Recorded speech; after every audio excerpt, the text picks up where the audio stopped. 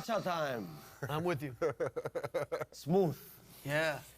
So, smooth is basically a cha-cha rhythm, right? Which Right. is a Cuban rhythm from the 20s and 30s, and that it was originally developed for timbales, right? That's right. So can you demonstrate a little bit and explain all these cha-cha parts that you use in smooth? Okay. Well, the intro of the song, I use the traditional bell, which is the cha-cha bell, the high-pitched bell, for the rhythm. In the verses, I use the shell of the timbales, the cáscara. And this part is really to mimic the maraca, because we're incorporating kind of bleeding, the guajira, cha-cha kind of feel, you know? And then on the choruses, I apply the bigger bell to lift everything, you know? Just to, since everyone is digging in, then we go to the bigger bell. Let me play the intro for you. The intro. Yeah, the intro. Okay. And I'll start it with a traditional abanico, which means fan, 5-stroke roll. Okay? Right. But is this the way you play the song, or is? I do. Yeah, well, I mean, coming out of the break, you know, but Right. this is just one part that's traditional in the cha-cha, I think, you know.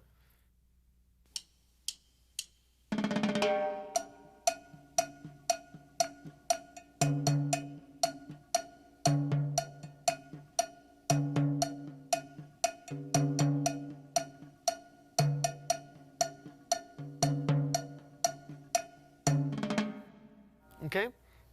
So that feel you play, or that role you play to start the rhythm, is like a steady roll, or a classic roll, or how can we You could call say it? that. You could say it's a classic. There are many. There's fives, there's 6 or 7s, you know. But like I'll use that riff to bring in a section, to bring in the bigger cowbell. Obviously, the song starts with the heavy break, so we don't need the abanico there. Oh, this feel is called the abanico. Abanico, which means fan. Fan. Yeah. So I'm gonna play the. Why don't I slow that down, so we can get it? Yeah. We'll slow that down.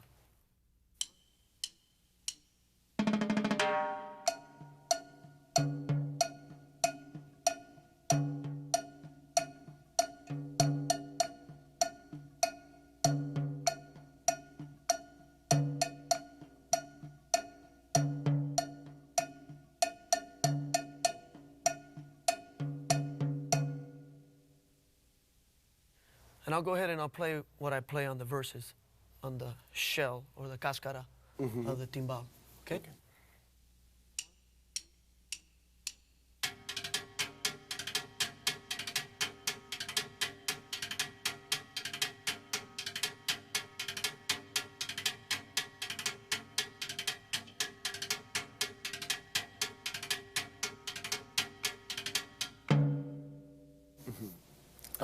I'll slow that down. Yeah, if we slow that down. Okay?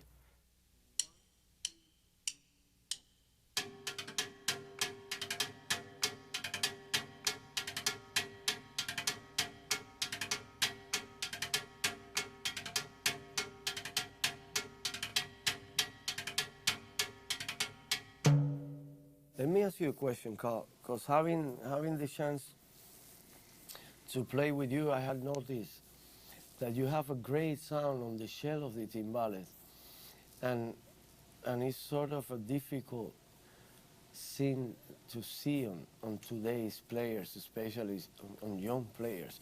Do you have any tips or any advice of how to get that great sound you have?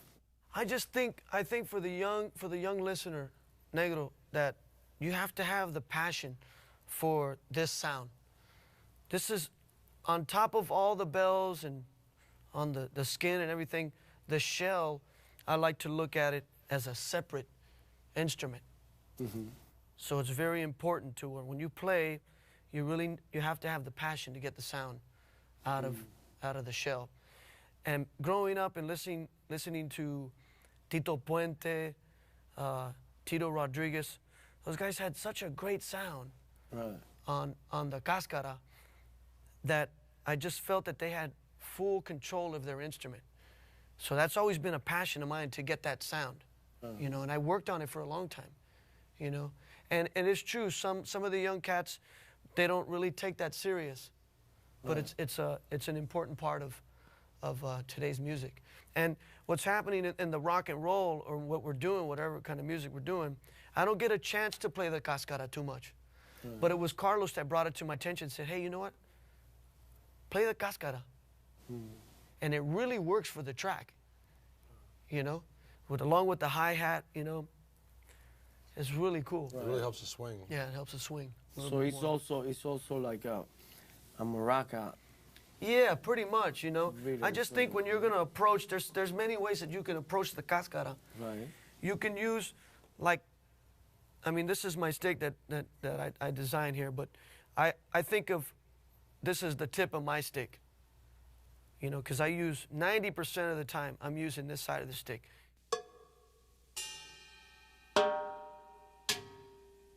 Now, to get inflections or different sounds, then I start applying the thinner part of the stick. So,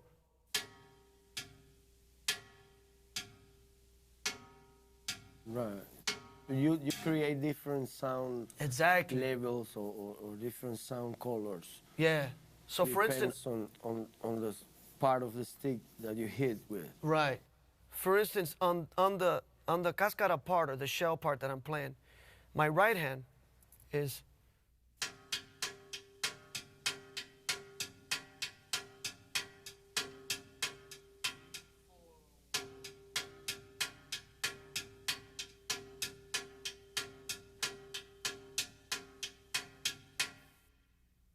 and on my left, it's more of a steady part. So it'll be 1, 2, 3, 4, 1.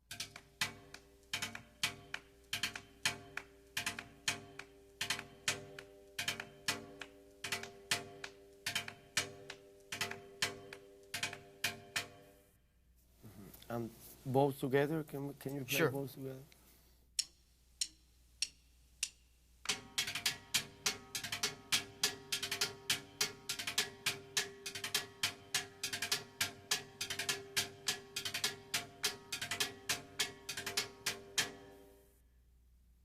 Very important, the side of the shell.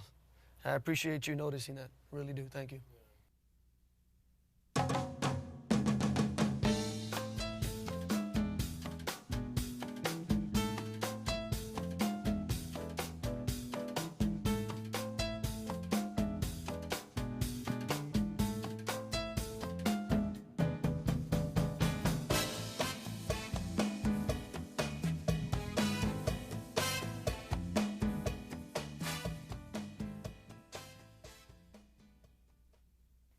And Raul, cha-cha was a rhythm born with the congas, I think, right? Like the first cha-cha's rhythm, they already had the conga. So what's your approach regarding the tradition and the modern Well, way to apply those? it's a great question because what I've done on Smooth was to apply a little bit of the traditional cha-cha or the son, you know, and also change like the second half of it, because for that particular song, the phrasing of the vocal, if you listen to the verse, well, it's a hot one, don't bone, 7 inches from the midday sun, right? Well, I could have played it straight through, just exactly, you know, cha-cha style or son, you know, son montuno style. But I decided that the second half of the phrase, if I just delayed or displaced it, like by, I guess, a quarter note, that it just swung a little bit better, and it was more modern. So the traditional pattern, first of all, would be 1, 2, 3, 4.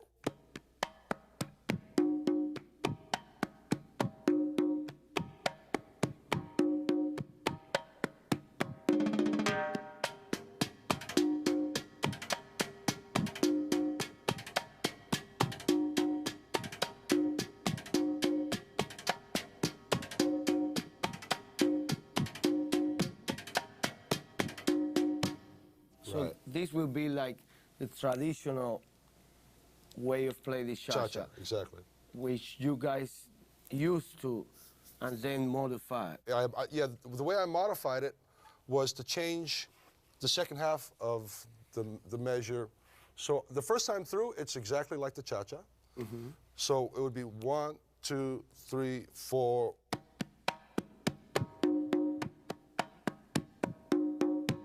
The second time around, though, I'll play, I'll displace it. So let's start again from the top. 1, 2, 3, 4.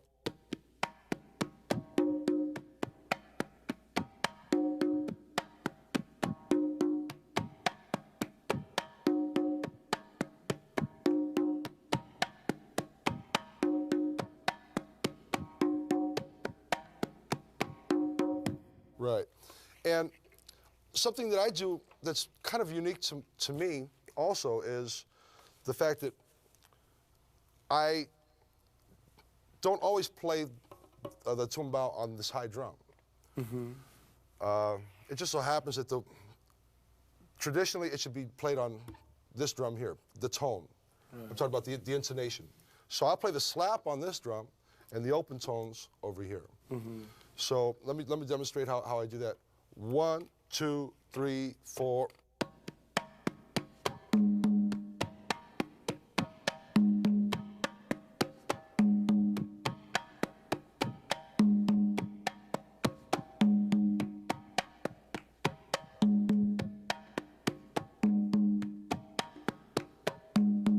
Right.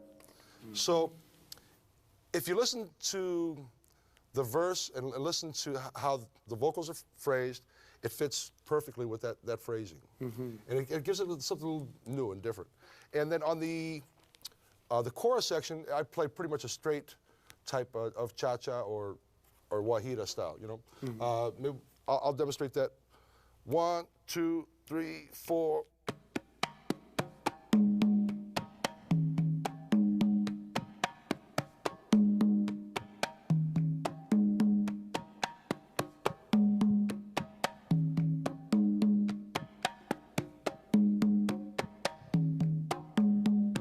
Right? You know, one thing I'd like to mention, maybe we could show a little example of how we approach, like, say, Black Magic Woman, which I think is really unique. We're playing something based on a cha-cha, but I call it more like a bolero cha, because it has a bit of, it's got a bit of the cascara, or the maraca type thing, and the tumbao from the cha-cha. You know what I'm talking about? Yeah, so maybe we could just take it from the top of that? Okay. 1, 2, 3, 4.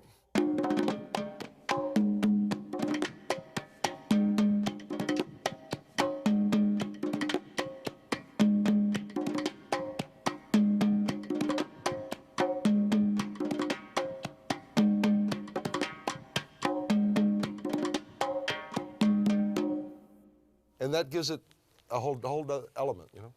I think that it's just showing different ways that we can use the song or the cha-cha rhythm for many different types of songs. It doesn't just have to be for smooth or, you know, Exactly. You can spread it out and use it for different stuff, different styles or different variations of it, you know? That's what makes it unique. So definitely the influences of in this case, smooth, are coming from, we can say, from cha-cha rhythm. Right? Exactly. Exactly. So.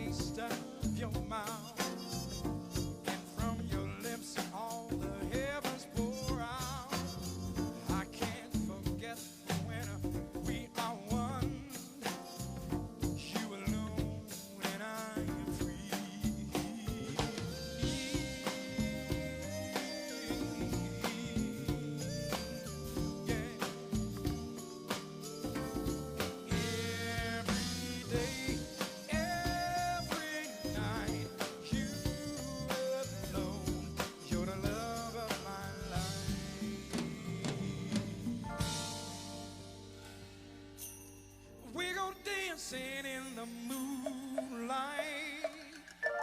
with a starlight in your eyes. We're gonna dance until the sunrise. You and me, we're gonna dance, dance, dance, baby.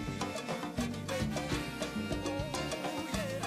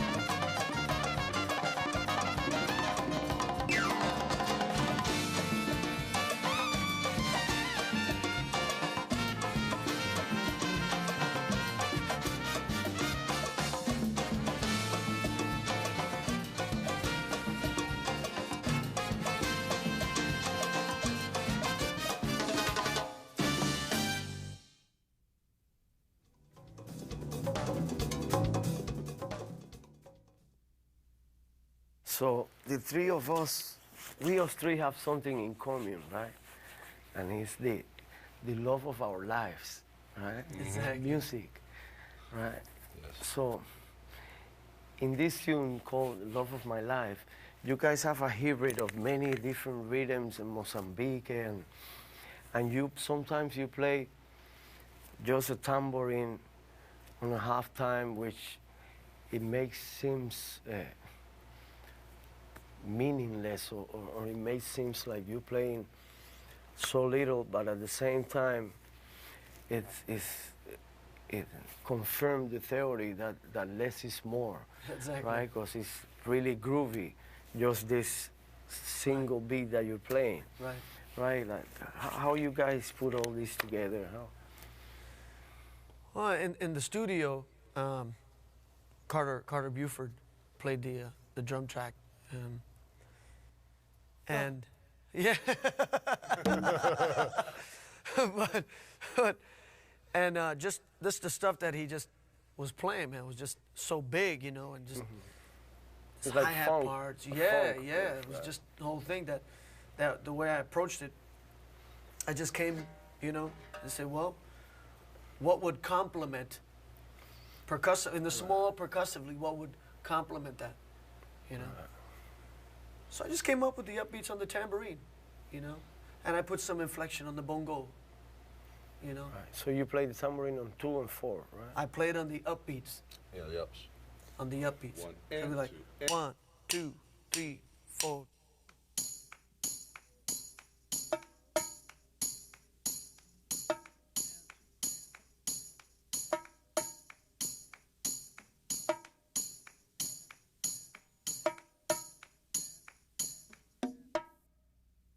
Because Carter, he laid the thing like a boom, boom, pat, boom, boom, Right. boom, boom, boom, He laid down the law.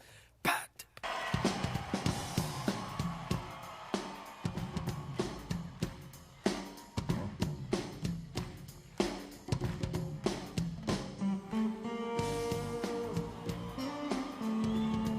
Pat, boom, boom, pat, boom. You know what I mean? Right. So it was like, it was so, the conviction was so there Right. that right. all it needed was for me was just, All he needed from you was to get the check. And in your more case, now, but Raul, yeah. come on. yeah. Well, actually, Carl also did the conga part, and he came up with a beautiful pattern on it. And it's basically doubling what Carter's playing and what Benny's playing on the bass. Ba-doom, boom, ba, boom, boom, ba, ba-doom, ba-doom, ba, boom, boom, ba, boom, boom, ba, boom, boom. So 1, 2, 3, 4.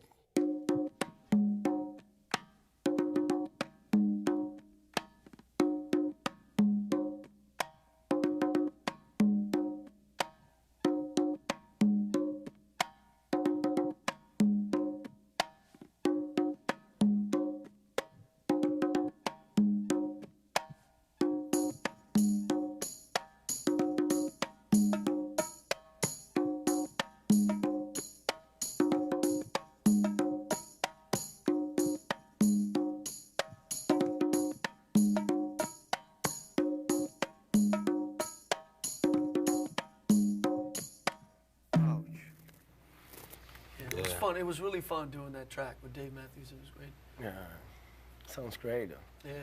And on the second half, what we did is we played like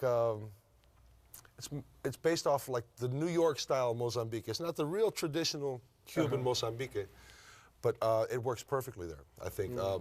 Once it goes to the double time section, I'm playing 1, 2, 3, 4.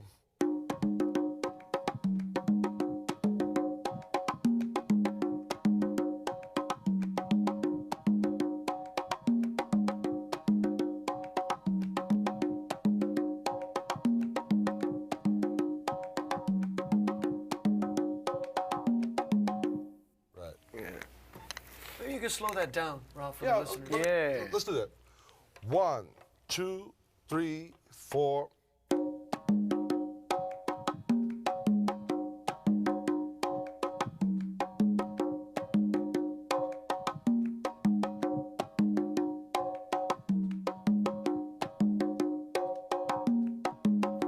Right.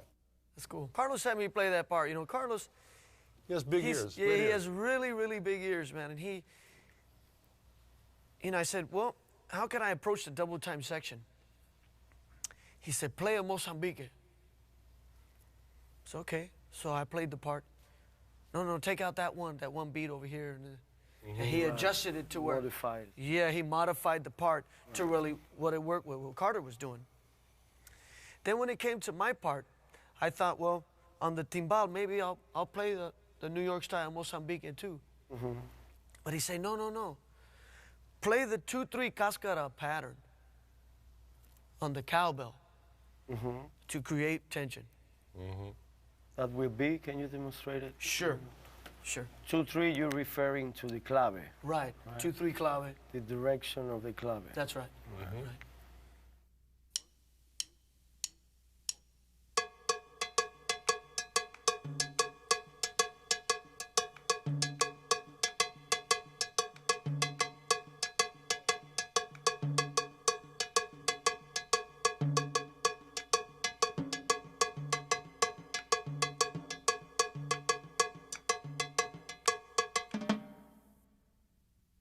Yeah, it really worked. I mean, it's just, it creates more of a gallop, Right. you know. Essentially, there's 3 parts, 3 separate parts. And Carlos is good like that, you know. Sometimes a percussionist is Locked sometimes, in. locked in, funnel vision, you know. It's only done this way. Yeah, it's only done this way. But Carlos says, no, do that, you know. And So you play cascara 2-3. yeah, and I play it on the bell against what Raul Right. done So Mozambique. cascara 2-3, and this is also using mambo, right? And what they call. Yeah, right, exactly. So you guys have a hybrid of mambo and Mozambique and funk on Exactly, the drum set. yeah. Exactly. Yeah. Exactly. Why don't we demonstrate that? So this is the last section of the tune, right? Correct. Right, Which is a straight montuno, sort of. right, Right. Okay. kind of. Okay?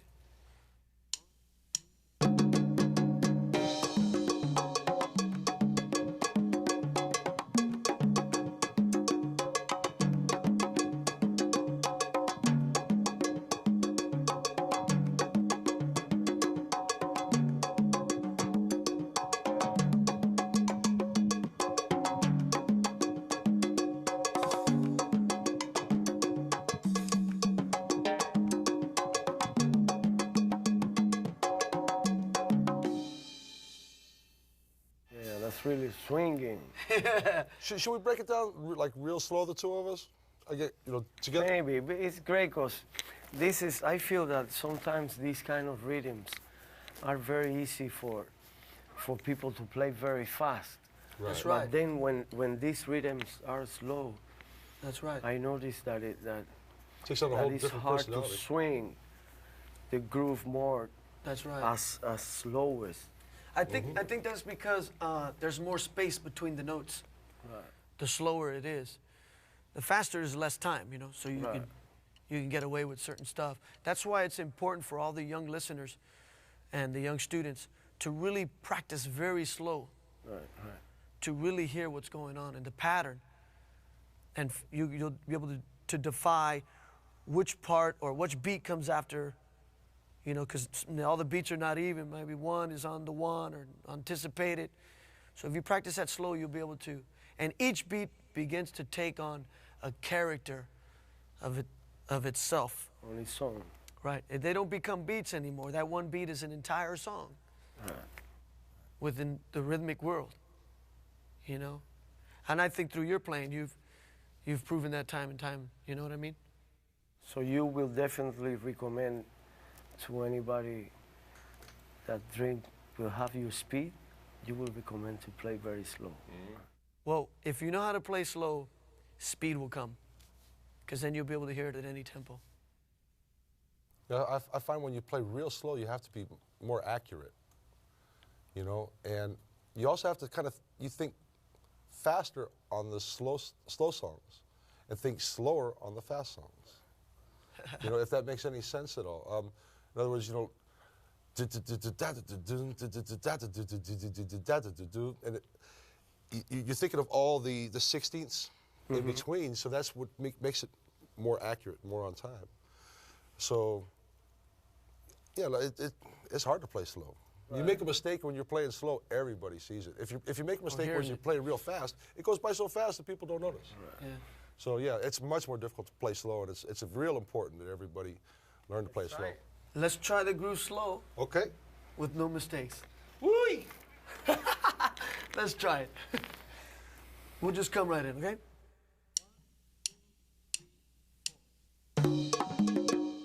It's a mistake already. I'm telling you. Okay? See? We'll try it again. Okay. Let's try that. The rhythm slow, but without the mistakes. Okay. Let's try that. Okay.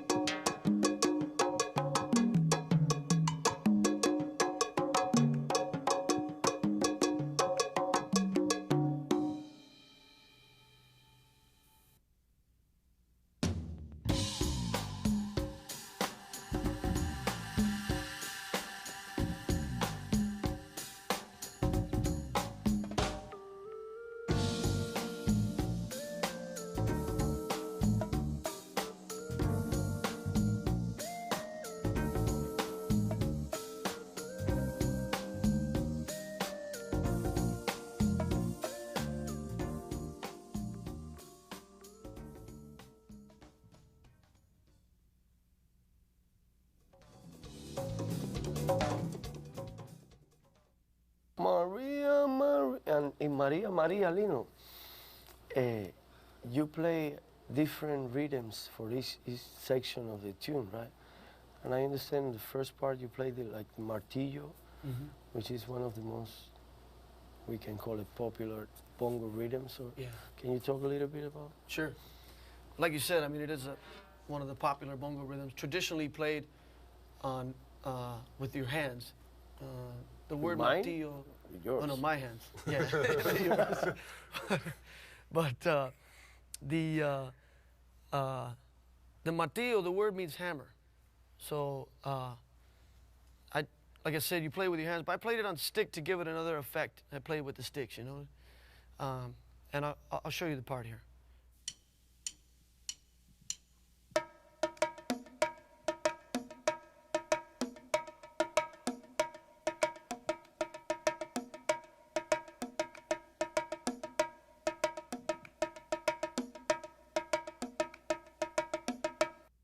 So I'll play the bongo part slower so you can hear it.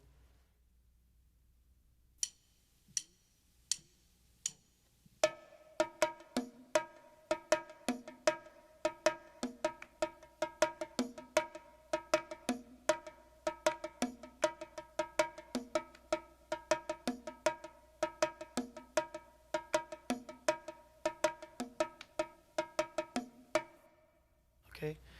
The other part that I played was on the interlude section, and that part came from an older Santana tune that I used to love that tune as a kid. growing up, you know, and had an interesting cowbell part on a song that was named Batuca. And I just loved the part so much that I wanted to reach back and still, with the popular music that we're playing, I still wanted to grab that older element of the Santana sound, you know.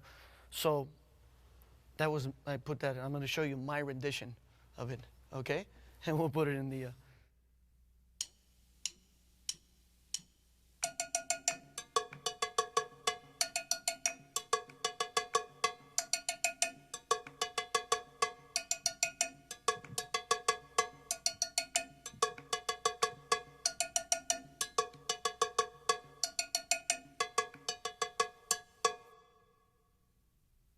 And let me slow that down so you Please, can, yeah, please, so you see where it's at. The way I'm approaching it is they're not all even, you know. They have some grace notes. It's not da da da da da da da da, you know. Right, It's it's the not. ti ti ti ti ti go go do go do, you know. So I'll do a little slower so you can hear it. Yeah, it's very important, all these rhythms, to give the Exactly. natural approach of Expression, it. yeah. Right.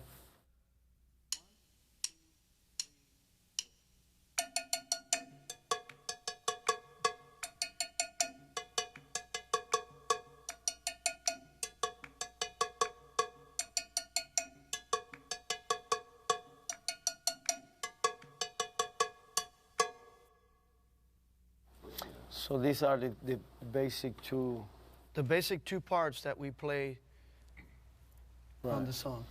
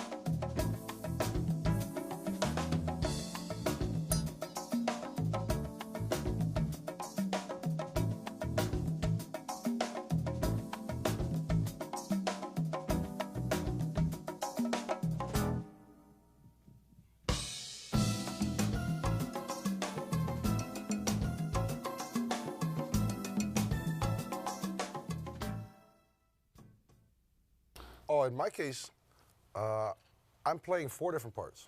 Now, originally, this was recorded by Wyclef, and someone I'd like to call my sister, Carol Steele, actually did the recording. But when we approach it live, I approach it in 4 different parts. The introduction, I'm trying to stay kind of almost invisible. And by doing that, I'm kind of doubling the bass part. So, you know, the boom, boom, boom, boom, boom, boom, boom, boom, boom. So 1, 2, 3, 4.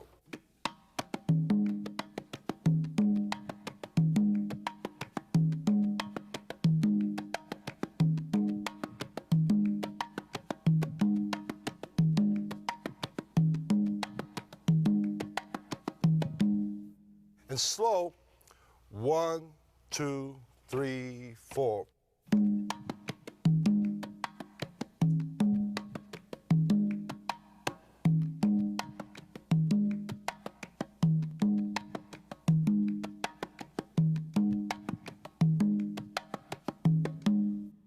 Then the second part of the tune, I'm playing more like what Carol did on the recording, which is a songo, but they only use it in like little bits on the recording. So during the verse, Maria, Maria, you remind me of a West Side Story, right?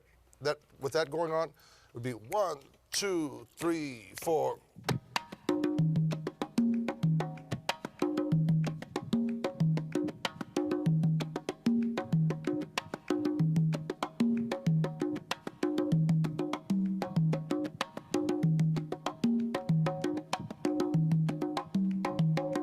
And that's based off a songo, which is a modern Cuban rhythm. Now to play that slow would be 1, 2, 3, 4.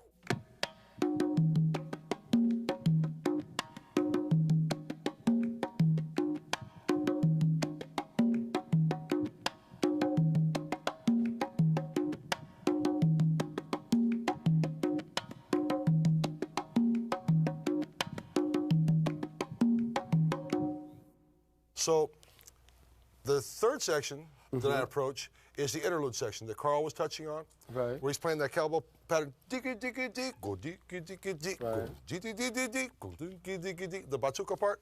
I'm playing like a wawonko, which was done on the batuka song.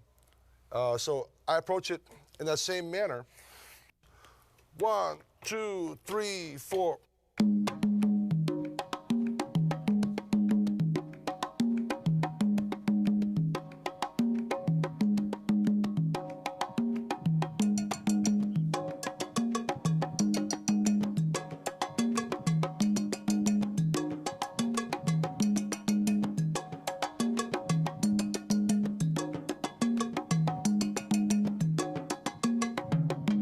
Right.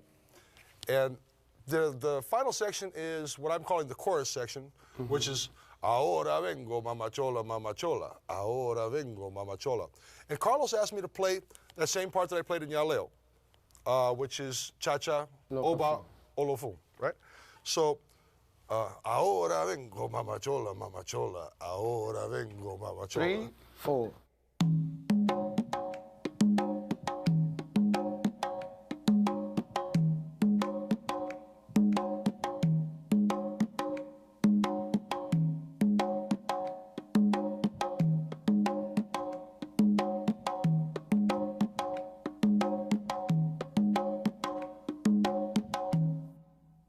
Raulo, tell me a little bit about the feeling of all these rhythms, because both of you guys, you both play all these rhythms with social looseness, and you know I don't feel that it's like a steady beat like when you hear a, I don't know, drum machine or a click track or anything that is, right? You guys give a swing or a motion to the rhythms that it makes it really natural.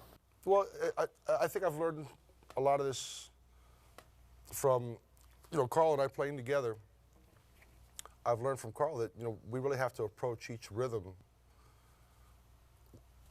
differently. When you put a rhythm into a song, you can't just put it in there exactly as it is. You have to really listen to the song and try to tailor it. You don't just go in and buy a suit off the rack and put it on and say, okay, this is perfect. Right. You might want to take it in and have something taken in or something taken off. So you have to really treat every section delicately and listen and try to add that emotion and that sensitivity to it. Just like how Carl's going dee dee dee dee dee do do do do do dee dee dee dee dee. That's what makes it swing, as opposed to gig gig gig gig go go go go go gig gig gig gig go go go go go.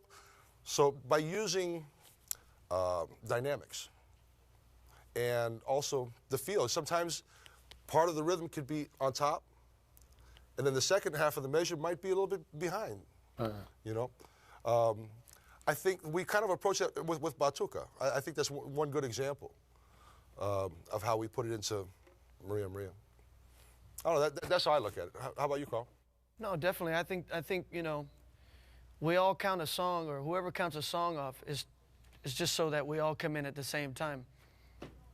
At the same time, I think within the song, the melody and the music should really dictate the tempo or the feeling. So sometimes it's going to slow down or speed up, and maybe this might be in our case. Not everything is like that, but we like to add that element of lay back or sometimes ahead, or to create the tension, because Santana is not one type of music. It's everything. You know what I mean?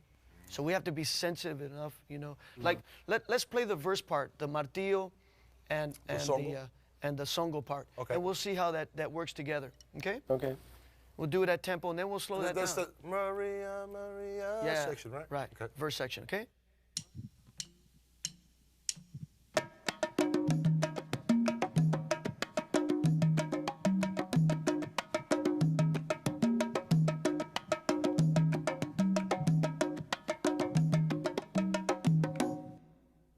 Let's slow it down so we can Great idea. hear what's happening between the parts. It might sound busy, but it's what the tune calls for sometimes. Mm-hmm.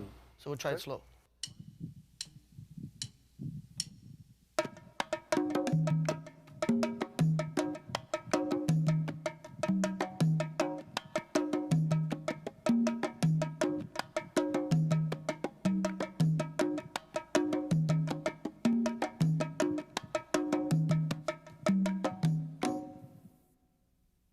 So you guys are transmitting me a message that I think is very important, right? And it's that the most important thing is the song. itself, Absolutely. right? Absolutely. You got it. So you guys adapt all your parts. The song will Always dictate to you thinking about- what should be Right. done, you know? If you really listen to it, you just have to really listen and have big ears, I guess. And it's funny because the more you pay attention to things, the bigger your ears get. You start to hear other things within, you know? Right.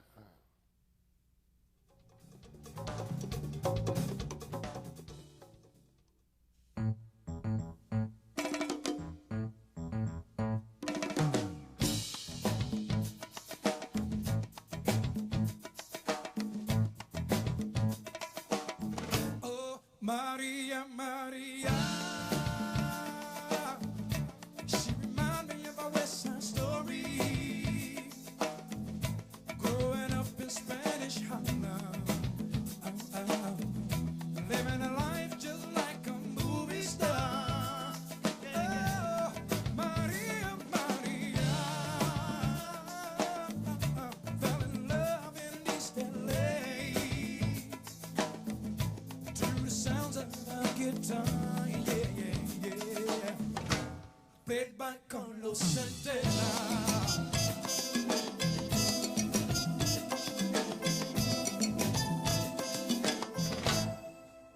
I said, stop the looting, stop the shooting, pickpocketing on the corner. See, as the rich is getting richer, the poor is getting poorer.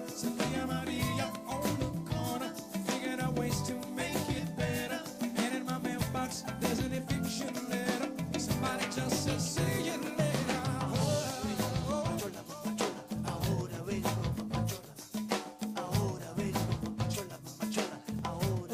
Maria, Maria. She reminds me of a West Side Story. Growing up in Spanish Harlem. Living a life just like a movie star. Oh, Maria, Maria. Fell in love in East LA. To the sounds of a guitar, yeah, yeah, yeah. Played by Carlos Santana.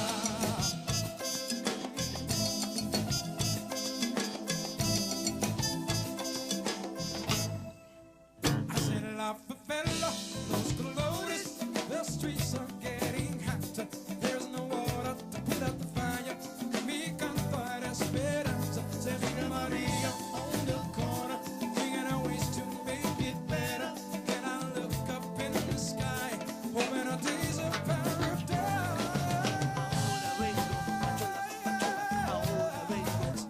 Yeah.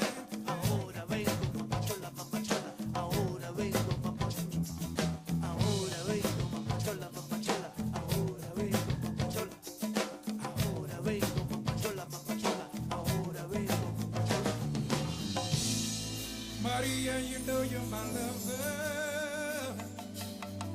And when the wind blows, I can feel you through the weather. And even when we are apart, it still feels like we're together. Maria, she reminds me of my West Side Story. Growing up in Spanish Harlem, and she's living a life just like a movie star. Oh, Maria, Maria, fell in love with East LA, yeah.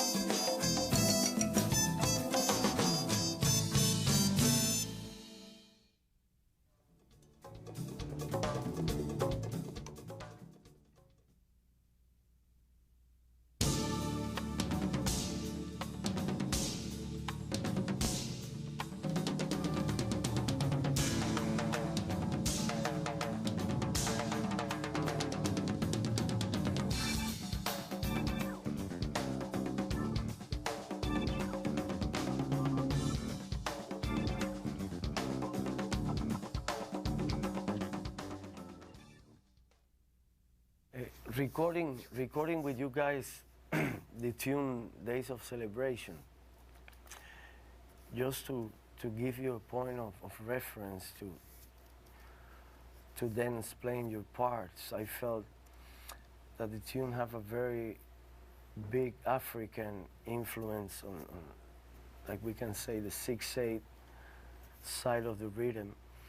And at the same time, in my part, the drum part, it have also a big influence on hip hop or sort of funk style, adapt to 6/8, right? So how you guys came out with that part? Because I think you both play the same just in the intro, and then Right. you sort of improvise or play in between what Raul plays. And Yeah, I think it really, it came from something that Carlos had come up with.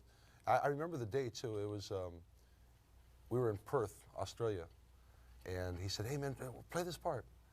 And it's real cool. The part that I played, 1,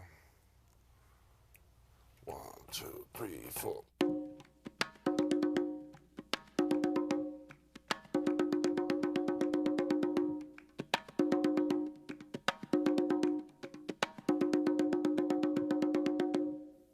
And the thing is you can feel it, you know, ba da ba da ba. right, But against what you're playing, the halftime, right. I'm feeling da ba da ba da ba, ba da ba da ba, ba da ba da ba ba da ba ba da ba ba ba da ba. So, yeah, it has both worlds going on. It's beautiful. And then you improvise like sort Yeah. of Carlos has a way of listening to the rhythm and then he'll point at you right where he feels another part should go. And he has that kind of magic, you know. So he had me playing the same part as Raul, but with some inflections, yeah, variations. And I'll explain that. It's,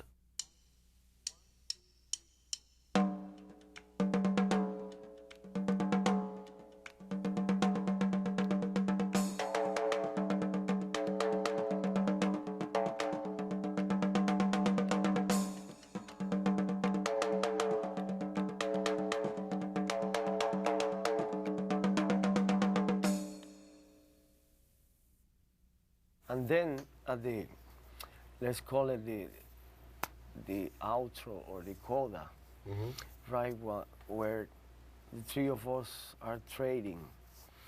Then we go into a more straight 6/8 feel. More of the So 6/8, like a right. bembe, we can call it. Exactly. Right. Well, again, it's a traditional part. You know, it's just I put different variations on the bell, and I'll go through that. But the part I played on the outro is.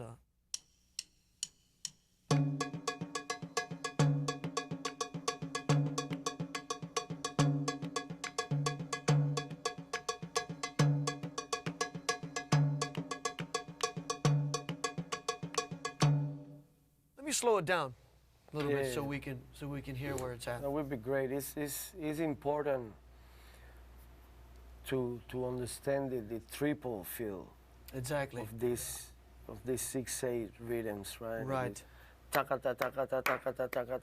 Exactly. There you'll be able to hear it all, as opposed Yes. to 1, 2, 3, 4, 5, 6, 1, 2, 3, 4, 5, 6, 1, 2, 3, 1, 2, 3, 1, 2, 3, 1, 2, 3, 1, 2, 3, 1, 2, 3. It's a different feel there. Okay? I'll give you a 4 count in 4. It's like swing. Okay?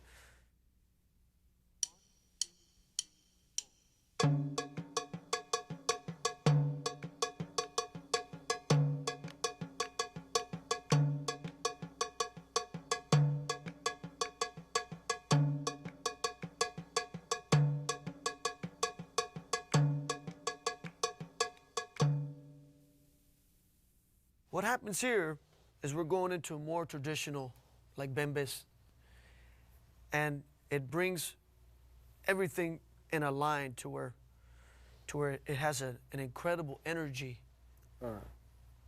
And I think that's the whole purpose of our music, is to create energy.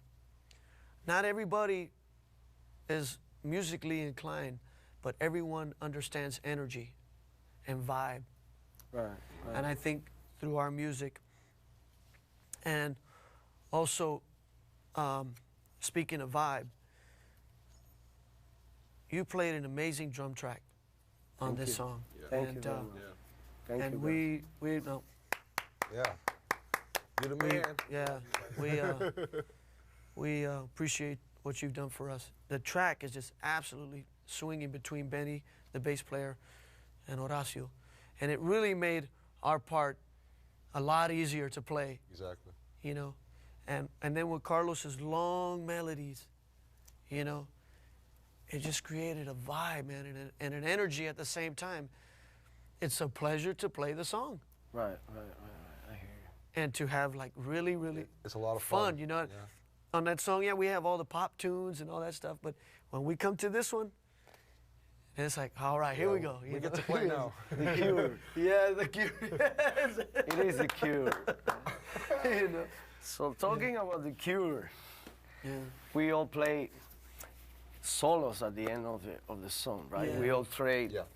I think 8s or 16s. I don't remember well, but can you guys give some tips of how to improvise in a situation like that, in a 6/8 Yes. rhythms, and from where can you feed? From what kind of traditions and you know? Well, I know for myself, what I did is, since you were really like laying it down and you had the bembe like bell stuff going, I flirted a little bit with bembe, but I also flirted with, since this rhythm is covering 3 and 4, you have the 6/8 against the 4/4. I decided to go with like an abakwa feel, and that has the 3 and the 4 both at the same time, and also there were points where I was playing straight 4 like Mozambique against the 6/8. You know, which added a whole lot of tension. You know, but it's like right on the fade out. You can hear that. Oh, on the record, right? Yeah. Yeah. That stuff going maybe, off. Maybe we can demonstrate a little Absolutely. bit how it worked, this relationship in between the 3 and 4, and how these two rhythms that can seem separately can get together and fuse into one vibe. Two worlds can coexist at the same time. Yeah, yeah. I'll hold it, and then you can Well, vary this part. how about we start with the original pattern, like 2 cycles, Okay. and then we'll go to Yeah. the bembe feel, got it. and I'll start with the bembe feel, then I'll move to the abakwa feel, and then I'll play a little Mozambique on there, and then after that, then you take over and improvise. Sure, why Okay. not? Yeah. Before we improvise, I'd like to say that really the listener or the student should really be aware of the triplet. Right. And that will just pretty much cover your...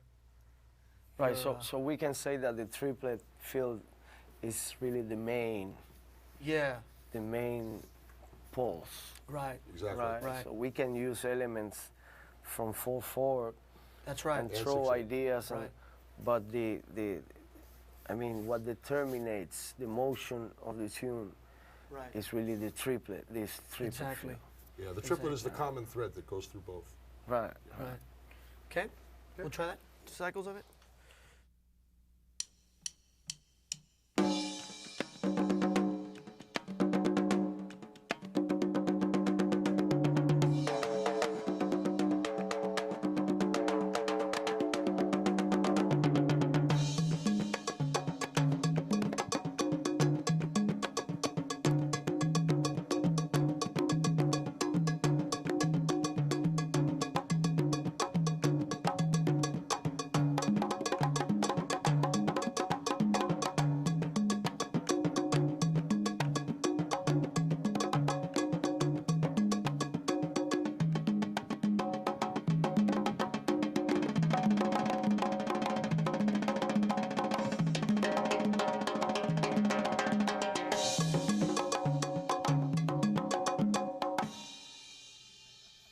That's fun.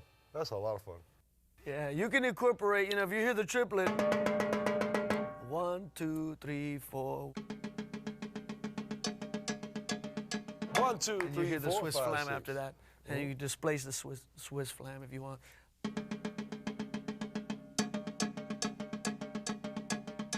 Yeah. and have fun with it. Really, the music is fun. I think what a percussionist and a drummer really has to realize is 95% of what we do is groove Whole time. the whole time, and 5% is we get that solo at the end, or Right, you know. right. And so you kind of weigh it out, you know.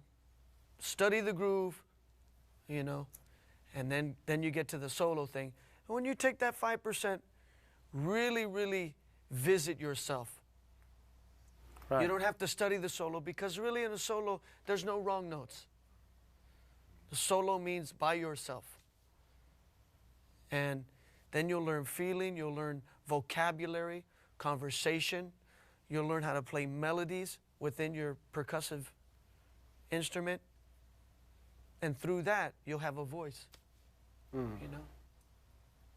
I think that's probably the best tip I can give to the listener. I guess we're gonna have many days of celebration. Yeah.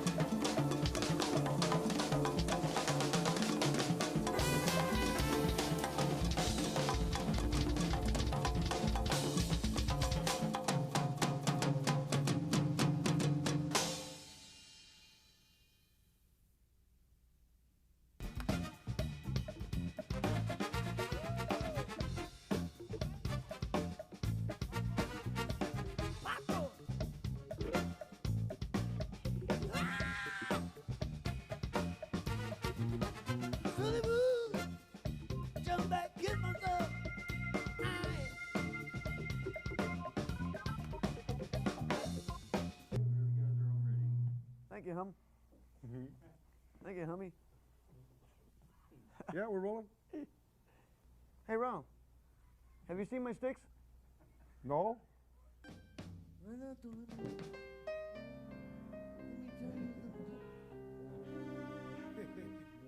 El sabor. Okay. Ready? Brought to you by frijoles. Okay, give it a couple seconds. Sure.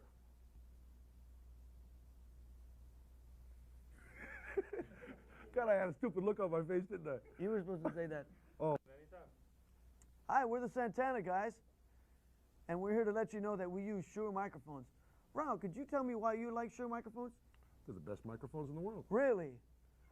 Could you give me a little bit more? Can you go into a little bit more detail about that? They're the best No microphones in the world. kidding, no kidding. Yeah, let me get another one. How about solid as a rock and I kind of push it forward a little bit? Oh. Whoa, no. Yeah.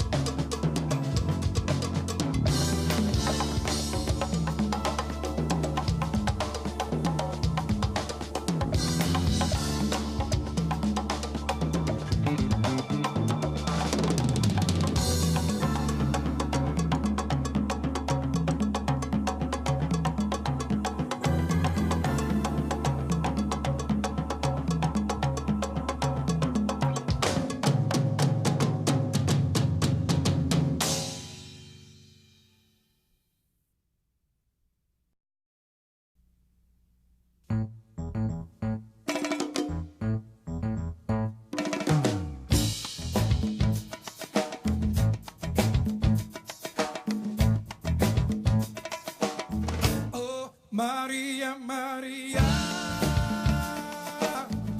She reminds me of a West Side Story. Growing up in Spanish Harlem. Living a life just like a movie star. Oh, Maria, Maria. Fell in love in East LA to the sounds of the guitar. Yeah, yeah, yeah. Played by Carlos Santana.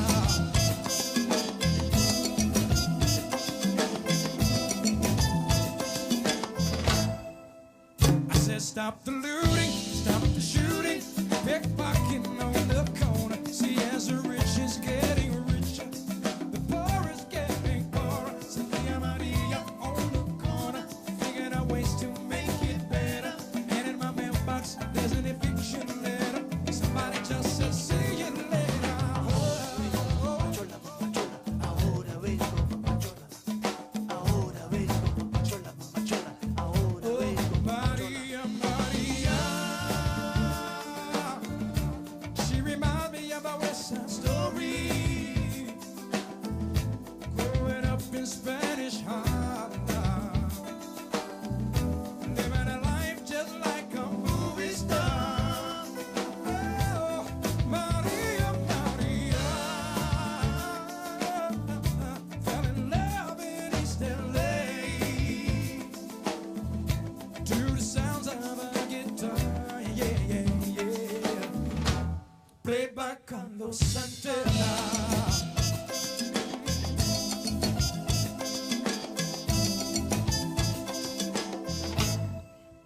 I said, La Favela, Los Colores, the streets are getting hotter.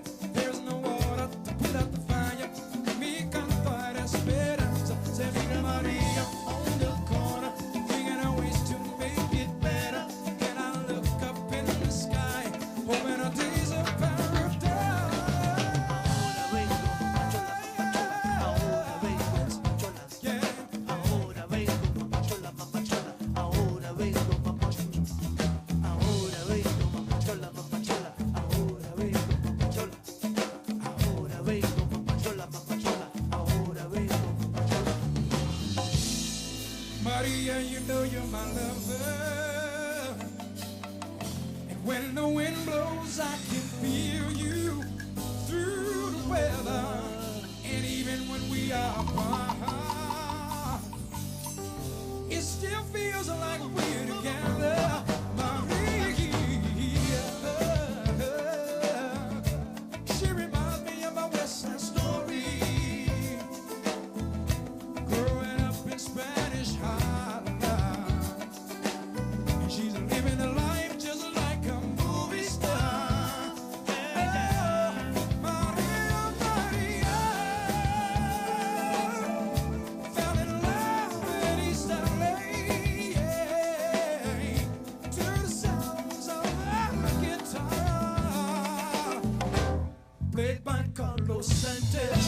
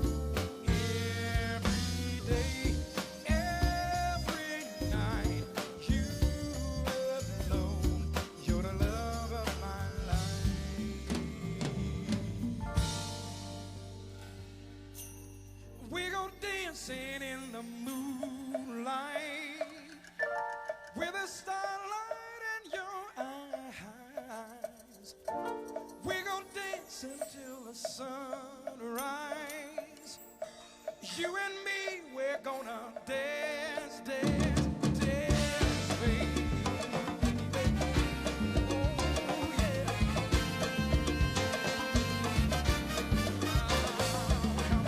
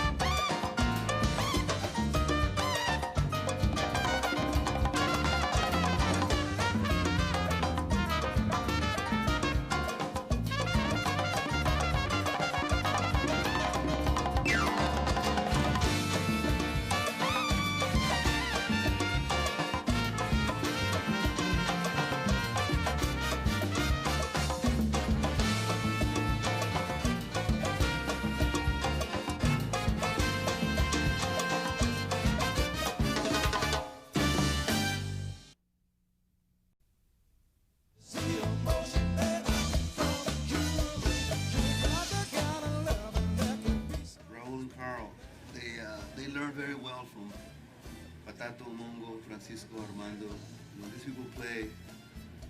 They're very special. If you ever go to the zoo and you go when they feed the lions and they make a certain roar when they're fighting for the meat, that's the way the conga is supposed to sound. You know, and so I'm accustomed to having that integrity, that sound, that resonance. When they hit it, you know, it moves you. It moves. It's like it moves molecules. Plus, they're great people to be around. You know, they don't have big heads. They have huge hearts. And for me, it's a joy because I never have to worry about where one is or, you know, or anything like that. Just psychologically, spiritually, emotionally, mentally, they're always there. And I like consistency. And they always bring consistency to the stage and to the studio.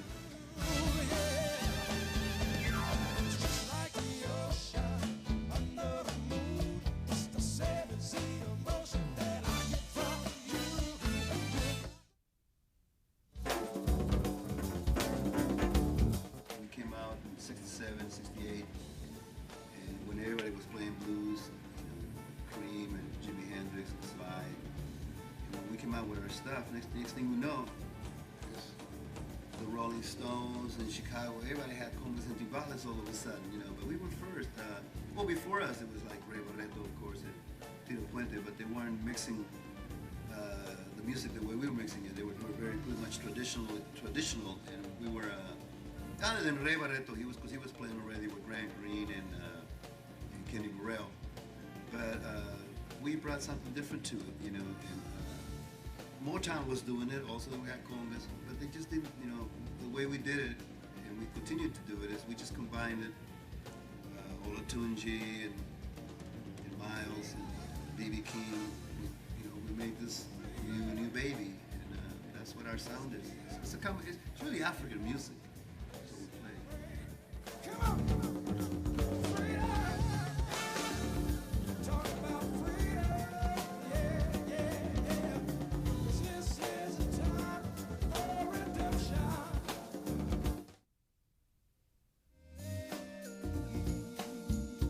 They have to be compatible with Raul and Karl, you know, because some drummers are like bricks. They're solid, but they're like bricks. And we like drummers, they're more like bamboo. It's solid, but it can bend. It can be flexible and willing and open to shift the music.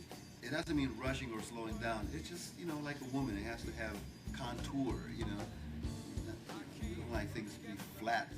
Otherwise, you might just get a rhythm machine and just play through a rhythm machine. So the drummer has to be open and willing to embellish and not get in the way, and know when to compliment and when to just be invisible and supportive.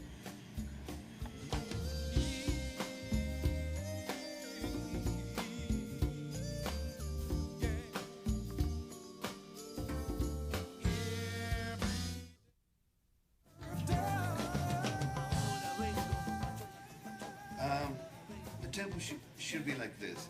This is speeding up. This is slowing down. We like it to go like this, like that. Not just like that. But we want to like breathing, like your lungs. You know, you breathe. So that's the main thing that I look for in my rhythm section. Timbales, congas, and drums. They have to be able to breathe with the music. You know, don't be stagnant and then just play at one volume or one. Life has many expressions. You have to express joy and exhilaration and climax, just like sex. To reach an orgasm. So we want all the human emotions as much as possible. With the exception of anger and fear, we don't like that. Joy.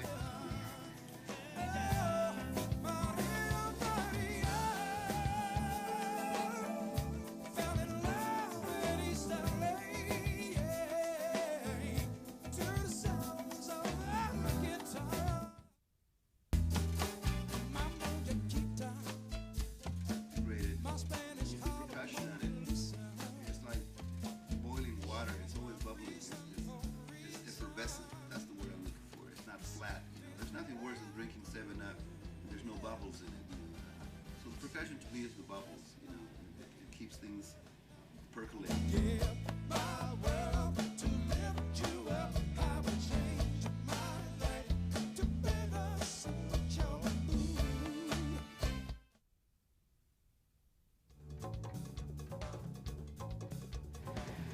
The first rule or goal is to make time disappear and gravity disappear, where you don't feel your bones anymore. You don't feel the bones, the gravity. You don't feel tired. You don't feel. Time disappears.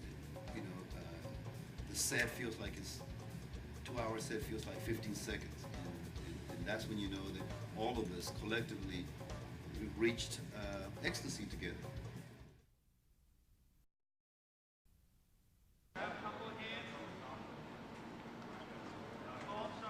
What's up, guys? Hey.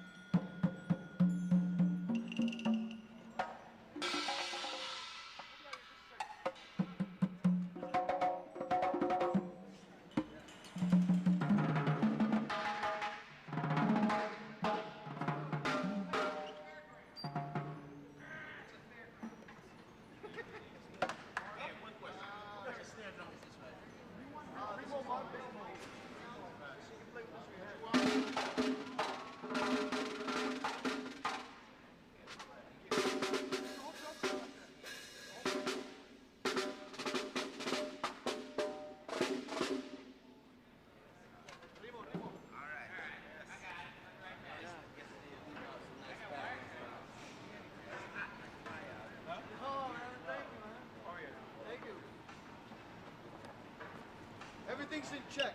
Yeah? It's cool? We ready to go? I was born ready.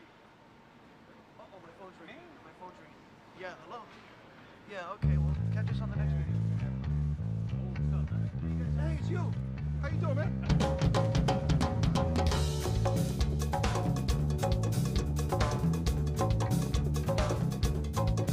I got a call in 1976 from the Santana management, and it was in October. I'm sorry, it was in August '76, and I was alone in the house, and I had no one to celebrate with, you know. So I went running around the house like, yes, yes, I got the gig. No, actually, I didn't really get the gig at that point, but they asked me to come in and play, to just jam, because Armando had gotten sick. I believe he had pneumonia, and they called, and asked if I wanted to maybe record with them. So I went down, and at the same time, it was Leo Rosales, that's a volley player from Malo, who I had played with before. So the two of us played with Carlos and Tom Costner, and we played a few numbers, and Carlos asked both of us if we'd like to join the band. And I said, of course. And Leo couldn't. He had some other things that he had to do. And I know that he now that I talked to him, lately, I know he would have loved to have done the gig. But anyway, from '76 until now, I've been very, very fortunate to be here. Same pretty much for me too. I was home and I got the call. It was Jorge Santana called me. He said, "Hey, they're having auditions. The band, would you like to check it out?" I said, "Yeah, well, of course, man." And I was so excited, man. I called my family right away, and at least I got an audition. Just like amazing. And I remember the audition. It was incredible vibe, energy, man. I felt right at home. It was like one of the most comfortable things I ever went through. And well, we had the opportunity to play like about a week before that over at right. Caesars. Yeah, did like a little club thing. And it was the first time Carl and I really did a gig together. And all the years of knowing each other. Exactly, and it was just amazing. I mean, from the first note, I felt so comfortable with Carl. I mean, he knew what I was going to do before I even did it, and the chemistry was just perfect. That's from studying him all those years. Yeah, you're right. That's how that works. So all you youngsters out there, study those guys. Study. When you get that chance. Yeah. No, Carl is just really one of the best I've ever had the opportunity to play with, and probably the best all around Latin percussionist in the world. Tough question, man. Well, for me, the changes for me is like inner changes of really learning how to listen, to the inner song within the song, and I mean you're playing with a band that's, that's the experience in this band is unbelievable. The people that's been in the band has just been unbelievable lineup. So. I think it's really made me appreciate good music and listening and playing with all the people that I admired growing up. So I think in that way it's helped a lot. For me anyway. As for me, I think actually for both of us, things have changed a lot as far as the groove is concerned. We used to have to really push before to stay on top of the beat and really push the groove. Now we're able to relax and sit back on the beat and relax with the groove. We don't have to work as hard at trying to carry the whole thing. Now we can sit and it's a whole different thing. There's just as much intensity in playing on the beat, in the groove as pushing it, and it's just another way of playing, and I think that's what's really changed for me, especially within the last few years, since the Supernatural success. Well, I mean, for me, I try to adapt to his style of playing. It's the only way that I think that will work. Is I try to. I don't want anybody to come in here and say this is how it's going to be. It's not going to be that, because everyone has a personality in their instrument, and we need to respect that. And we've had like anywhere from jazz drummers to funk drummers to Afro-Cuban drummers, And so we have to respect what they bring to the table, and we know beforehand what they bring to the table. We talk about it as a band, you know, who's going to come in, so we just kind of let, you know, we see in this band it's like there's some songs that the drummers the meat, you know, and the potatoes, and we're the garnish and the percussion, and then there's sometimes that we're the meat and the potatoes and the drummer's the garnish, you know. Yeah. And once we learn that, you know, it becomes like a more of a family, you know. Mm-hmm. Like we just, you know, we just listen, man. You know, I mean, we've had really a virtual who's who of drummers come through here. Every one of them great, and I love every one of them. And really, it's the music that we all have to adapt to, because the music is more important than us individually, and it's a matter of playing that song the way it's supposed to be played, and you can't let egos get in the way of that. You know, you can't say, well, I'm going to do it my way, and no, you have to really listen to the song, because the song will tell you, you know, what's to be played, and you just really have to respect each and every song. For me, the biggest highlight was the Milagro album.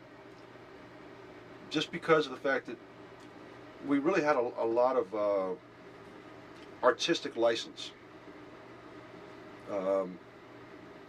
Almost every song on that album starts with the percussion. And if you listen to that album, I really think it's really one of the best ones I've been associated with. We did Awa Que Va Caer on there, which was a rumba, and I think the interplay between Carl and myself was just phenomenal on that album. You know, we played some stuff on that album. Yeah, I mean, I thought the overall performance on everybody's part was unbelievable. And most of it was done live in the studio.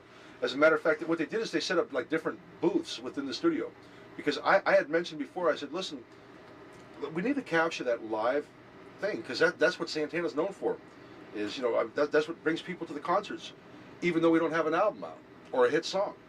They're there because of the group and because there's an energy, and I was hoping to capture that, and they listened to me. I guess management had listened to me, and they decided to build booths within the studio so that we all play at the same time and all see each other, and so we were able to capture that live essence. For me, there's a couple of them. One would be like one of the highlights was when we played in Santiago, Chile, and Raul couldn't sick. make it. Yeah, he was sick, and so they got Armando Perazzo to play, which is the first time I ever played with Armando in the Santana thing. But that's not what made it special. It was like there was 100,000 people there, as far as you can see, just people. There's no opening act, no nothing. It was just Santana, you know, and it was just amazing. The band was just on fire, and it all came together. Though you can feel that the spirit just, you know, said, "Okay, we're just gonna carry you guys. You guys just go ahead and go for it, man. We're not gonna drop you, you know." And it was like that the whole, you know, like the whole gig. And the other one was to play with the original band on the Rock and Roll Hall of Fame. And I just thought, man, I said, man, someone's got to pinch me, because this is not real, man. This is not real, man. I was like, man, looking around, there's Carabello, you know, people, you know, it's Raul and I watched, you know. Grew up listening to. Yeah. You know, David Brown was there, but he didn't perform. Myron Dove did that. And Carlos, Greg Raleigh, Shreves, you know, like, man, Peter Green, you know, this guy that wrote Black Magic Woman. I was like, oh my God. So, I mean, that was, you know, that was magic, man. That's something I'll never forget. You know, let me add on to this. There was, as far as shows were concerned, there was a few. There was the show we did in Moscow, 1987, on the 4th of July. That's when it was the USSR. It was still a communist country. And we got to play there in front of all these people that they didn't know what we were going to do, you know. They loved it, we loved it. And then we also played East Berlin on that same tour. And that was the most incredible thing because the audience didn't know what to expect. Really, I mean, they sat there and they were all in their chairs, you know, these real comfortable seats, you know. They were all sitting there really proper. And we came out, and we didn't know what to expect from them. They didn't know what to expect from us. But by the end of the show, we were all crying. The whole audience, everybody on the stage, we were just in tears because we realized that we were the same, you know. And just to be able to break down those barriers, I believe in my heart and my soul that helped to bring that wall down, you know. One other show was Maracanã Stadium when we did the Rock in Rio Festival, and we had Javan come up and play with us. And Javan told us, he said, "Listen, I want to do this song called Oceano, or Oceana, or Oceano, and it's a ballad." And he told us, he said, "Man, when I sing this song, you know, everybody in the audience knows it." And see, what happened, we did 2 shows on the Rock in Rio Festival. We did one show, and then we were asked to play a week later because somebody had canceled out to go on just before Prince. So Carlos invited Javan and I forget the other artist. Anyway, when Javan came out and sang that song, it was 300,000 people in Maracanã Stadium. It's the largest soccer stadium in the world. And everybody sang this song with us. It was the most incredible thing. I mean, I had goosebumps on top of goosebumps. It's a beautiful love ballad, 300,000 people singing. Wow. Wow.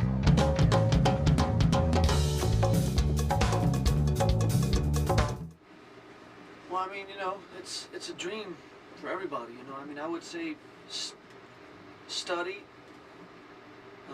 the history of musicians and of music, and you'll what you learn from your history will in tune be your future as far as your musical knowledge and whether you play like, you know, where we're at, or you play in the clubs, you know, it's the same thing, man. You're still somewhat of a musical healer where you got to get out there and touch people, you know. Not everybody can come to see these concerts, but they'll go to the clubs to see you, you know. So it's important that you do your best and as far as studying music and the history of music, so you can become an individual, you know. For myself, the words of advice I'd like to give is that think of your music and your style as being a big pot of gumbo, okay? And you're going to be taking spices and putting those in and all the ingredients. Those ingredients are the musicians that play the same instrument that you idolize. So you're going to, like for myself, say Mongo Santa Maria, Patato, Armando Perazzo, Francisco Oabea, Tatawines. Okay, those are the guys that I listen to, and I took a little bit from each one of them. Okay, those are the ingredients that go into the gumbo.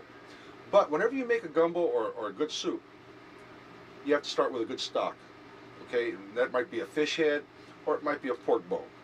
Okay, well, that stock has to be you. Okay, you have to learn from all these people, but don't try to become that person, because then you'll lose yourself, and you're going to be a cheap imitation of someone else.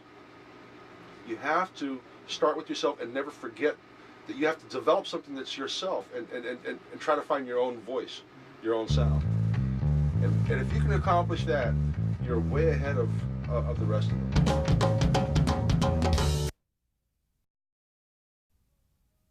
Que baile Godot.